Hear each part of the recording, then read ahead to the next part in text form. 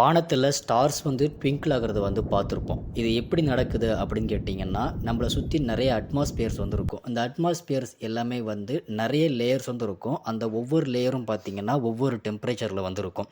ஒவ்வொரு டெம்பரேச்சரில் இருக்கிறதுனால ஒவ்வொரு லேயரும் வந்து டிஃப்ரெண்ட் திக்னஸில் வந்து இருக்கும்.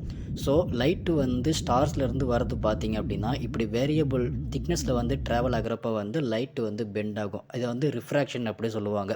இதனால தான் பார்த்தீங்கன்னா இந்த ஸ்டார்ஸ் எல்லாமே வந்து ட்விங்கிள் ஆகிற மாதிரி தெரியுது. சரி, பிளானட்ஸ் எதுவும் வந்து ட்விங்கிள் ஆக மாட்டேங்குது அப்படின்னு கேட்டிங்கன்னா, இப்போ ஸ்டார்ஸை கம்பேர் பண்ணுறப்ப பிளானட்ஸ் பார்த்திங்கன்னா நம்ம இடத்துல இருந்து ரொம்ப டிஸ்டன்ஸ் வந்து கம்மியாக தான் இருக்குது.